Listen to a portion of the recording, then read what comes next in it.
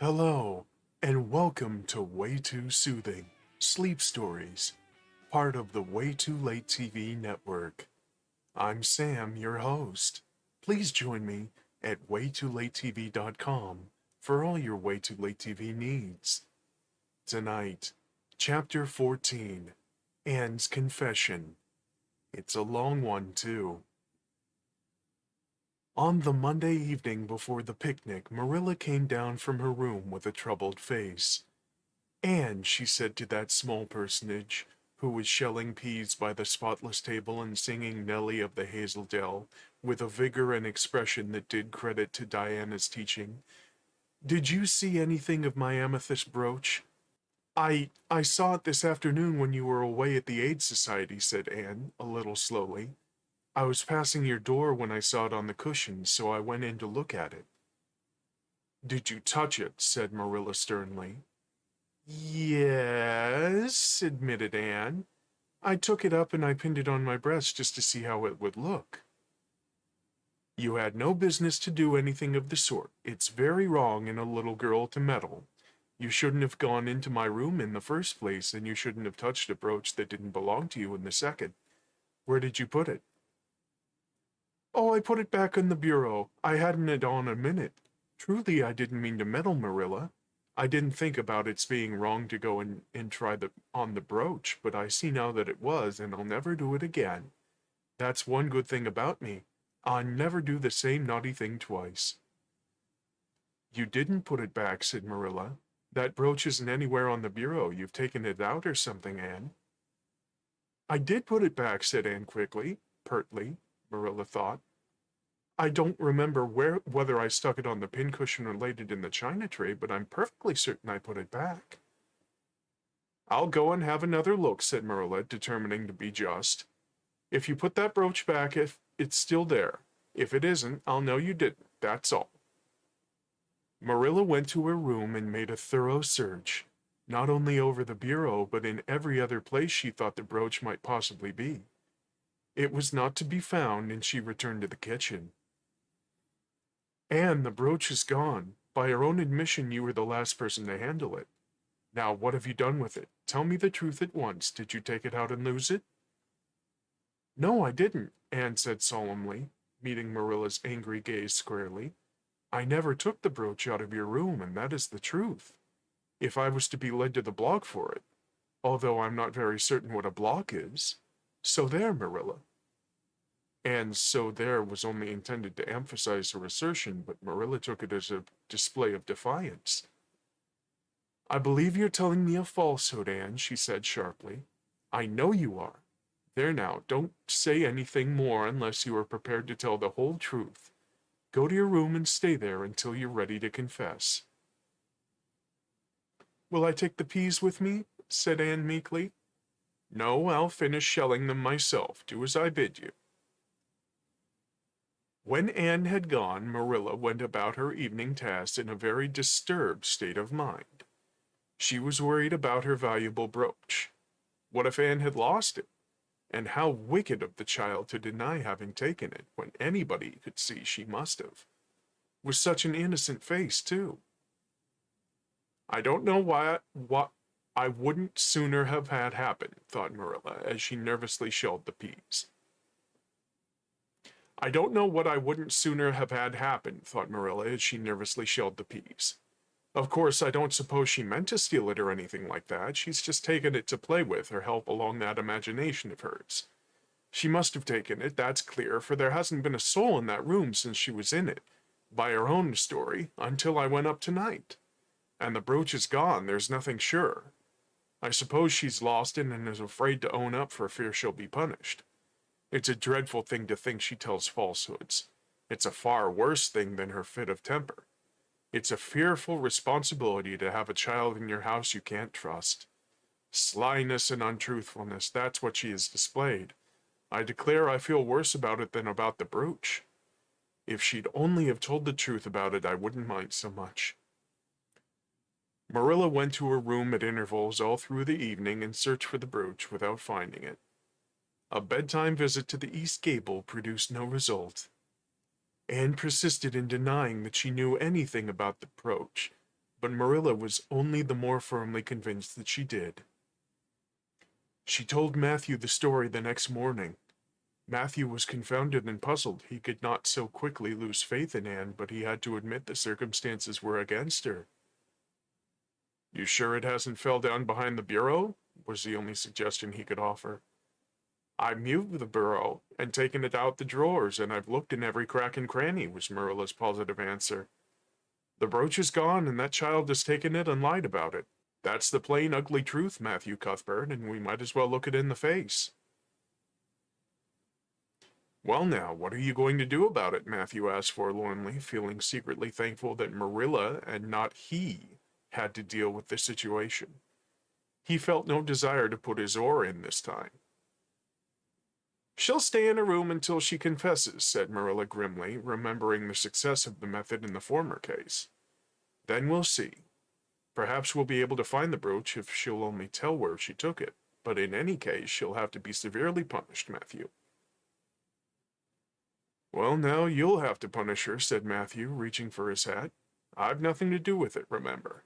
You warned me off yourself." Marilla felt deserted by everyone. She could not even go to Mrs. Lynde for advice. She went up to the east gable with a very serious face and left it with a face more serious still. Anne steadfastly refused to confess. She persisted in asserting that she had not taken the brooch. The child had evidently been crying, and Marilla felt a pang of pity, which she sternly repressed. By night she was, as she expressed it, beat out. "You'll stay in this room until you confess, Anne. You can make up your mind to do that," she said firmly. "But the picnic is tomorrow, Marilla," cried Anne. "You won't keep me from going to that, will you? You'll just let me out for the afternoon, won't you? Then I'll stay here as long as you like afterwards cheerfully, but I must go to the picnic." "You'll not go to picnics nor anywhere else till you've confessed, Anne." "Oh, Marilla!" gasped Anne. But Marilla had gone out and shut the door. Wednesday morning dawned as bright and fair as if expressly made to order for the picnic. Birds sang around Green Gables. The banana lilies in the garden sent out whiffs of perfume that entered in on viewless winds at every door and window, and wandered through halls and rooms like spirits of benediction. The birches in the hollow waved joyful hands as if watching for Anne's usual morning greeting from the east gable. But Anne was not at her window. When Marilla took her breakfast up to her, she found the child sitting primly on her bed, pale and resolute, with tight-shut lips and gleaming eyes. "Marilla, I'm ready to confess." "Ah!" Marilla laid down her tray. Once again her method had succeeded, but her success was very bitter to her. "Let me hear what you have to say then, Anne." "I took the amethyst brooch," said Anne, as if repeating a lesson she had learned. "I took it just as you said. I didn't mean to take it when I went in, but it did look so beautiful, Marilla, when I pinned it on my breast, that I was overcome by an irresistible temptation. I imagined how perfectly thrilling it would be to take it to Idlewild and play I was the Lady Cordelia Fitzgerald. It would be so much easier to imagine I was the Lady Cordelia as if I had a real amethyst brooch on. Diana and I make necklaces of roseberries, but what are roseberries compared to amethysts? So I took the brooch. I thought I could put it back before you came home. I went all the way around the road to lengthen out the time. When I was going over the bridge across the Lake of Shining Waters, I took the brooch off to have another look up. But oh, how it did shine in the sunlight!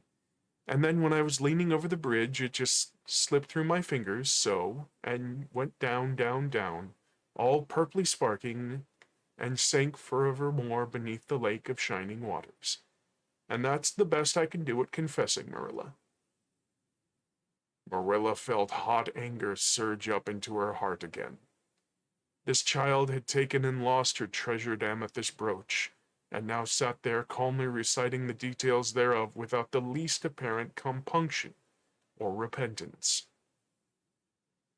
"Anne, this is terrible," she said, trying to speak calmly. "You are the very wickedest girl I've ever heard of." Yes, I suppose I am, agreed Anne tranquilly. And I know I'll have to be punished. It'll be your duty to punish me, Marilla. Won't you please get it over right off, because I'd like to go to the picnic with nothing on my mind. Picnic indeed. You'll go to no picnic today, Anne Shirley. That shall be your punishment, and it isn't half severe enough either for what you've done. Not go to the picnic, Anne sprang to her feet and clutched Marilla's hand. But you promised me I might. Oh, Marilla, you must go to the picnic. I must go to the picnic. That's why I confessed. Punish me any way you like but that. Oh, Marilla, please, please let me go to the picnic. Think of the ice cream. For anything you know, I may never have a chance to taste ice cream again. Marilla disengaged Anne's clinging hands stonily. You needn't plead, Anne. You are not going to the picnic, and that's final. No, not a word. Anne realized that Marilla was not to be moved. She clasped her hands together, gave a piercing shriek, and then flung herself face downward on the bed, crying and writhing in an utter abandonment of disappointment and despair. For land's sake, gasped Marilla, hastening from the room. I believe the child is crazy. No child in her senses would behave as she does. If she isn't, she's utterly bad. Oh dear, I'm afraid Rachel was right from the first. But I put my hand to the plow and I won't look back. This was a dismal morning. Marilla worked fiercely and scrubbed the porch floor and the dairy shelves when she could find nothing else to do. Neither the shelves nor the porch needed it, but Marilla did. Then she went out and raked the yard. When dinner was ready, she went to the stairs and called Anne. A tear-stained face appeared, looking tragically over the banisters. Come down to your dinner, Anne. I don't want any dinner, Marilla, said Anne sobbingly. I couldn't eat anything. My heart is broken. You'll feel remorse of conscience someday, I expect, for breaking it, Marilla, but I forgive you.